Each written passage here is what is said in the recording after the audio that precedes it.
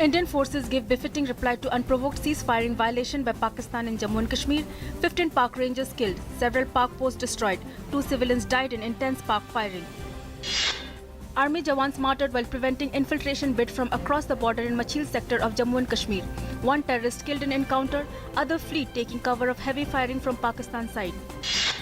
Espionage ring accused Sohib sent to police custody after he was nabbed in Jodhpur in the spy ring run by Pakistan High Commission official.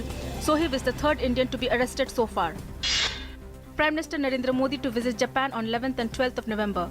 Will hold annual summit meeting with PM Shinzo Abe. Thrust of the visit is on enhancing cooperation in civil nuclear sector and boosting ties in trade.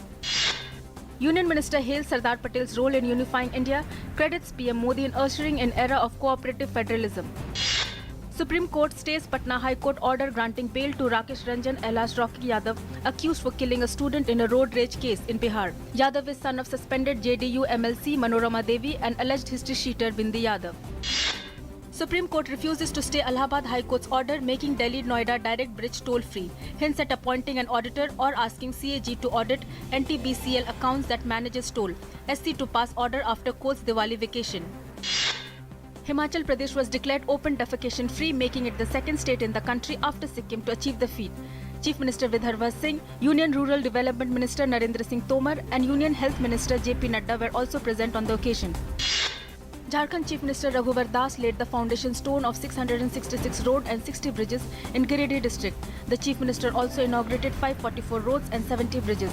The initiatives are being carried out under Pradhan Mantri Gram Sadak Yojana. Speaking on the occasion, the Chief Minister said that a state task force will be constituted for monitoring the quality of the road.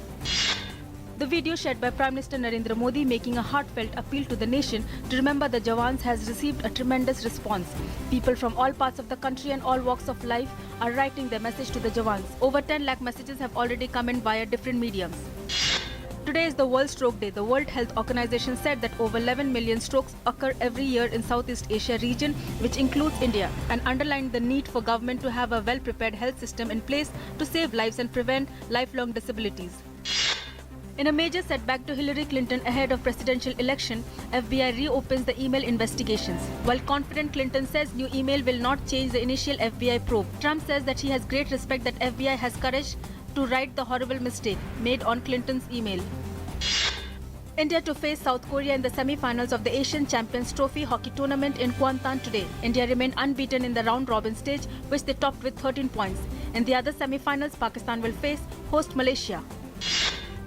Indian ace Sania Mirza and Switzerland's Martina Hingis entered the semi-finals of the WTA final after beating Taiwanese combination by 7-6, 12-10, 7-5. The pair will face the fourth-seeded Russian duo.